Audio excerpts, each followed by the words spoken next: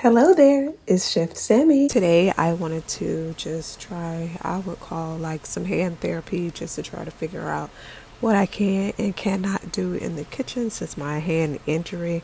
So just trying to focus on using my right hand by itself instead of my left hand.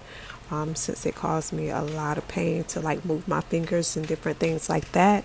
So I ended up going to the store. I found a decent, a decent size container of strawberries, and it was just decided to just make one of the strawberry shortcakes.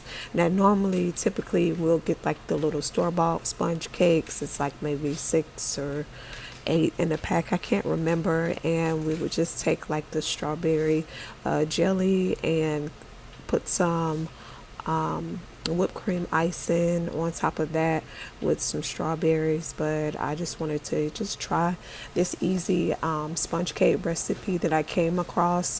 All you need is 6 large eggs, 1 cup of granulated sugar, 1 cup of all-purpose flour, and half a teaspoon of baking powder. And this is supposed to make inch round cakes. Now I did preheat the Cuisinart air fryer toaster oven on 350 degrees, and I waited a little bit. I went ahead and I grabbed the 9-inch pans. I did spray those pans, and then I realized that I didn't have any liners.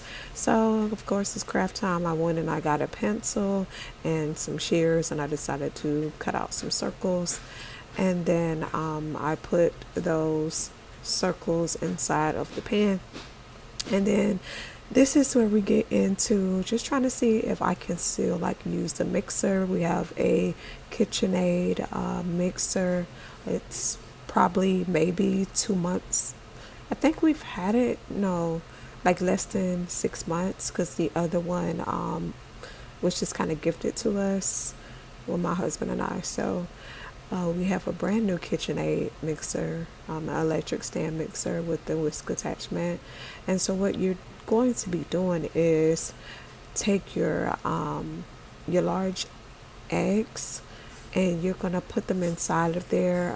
I use the guard just to make sure it doesn't splash. I'm kind of messy or whatever when it comes to making cakes, so this is like something that I couldn't do live, and I was struggling too.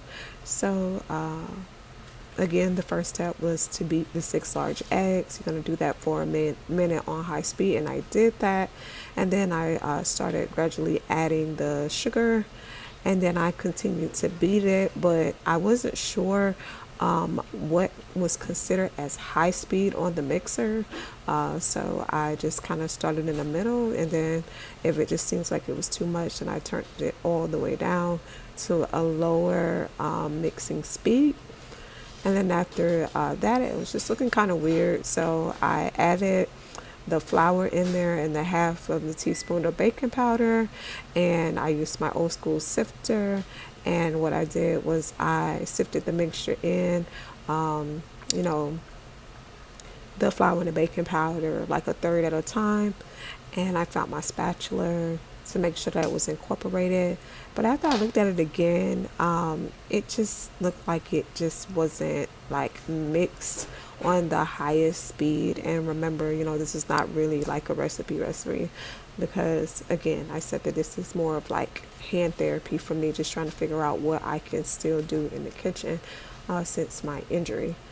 And I cooked the first one on 25. I took that out, set it to the side, the first cake, and then the second cake, and set it to the side. And this is kind of what it looks like. And then I just started decorating and things like that.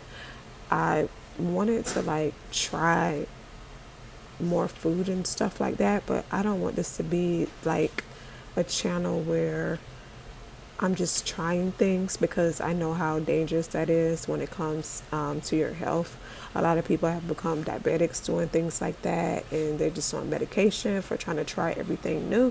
So every once in a while, you might see me with like a sweet treat or some chips or something that's just new on the market, and maybe I just want to put, my commentary out there about how I feel about it.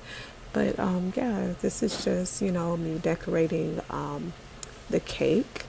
I really thought that it came out okay for someone that can't use both of their hands.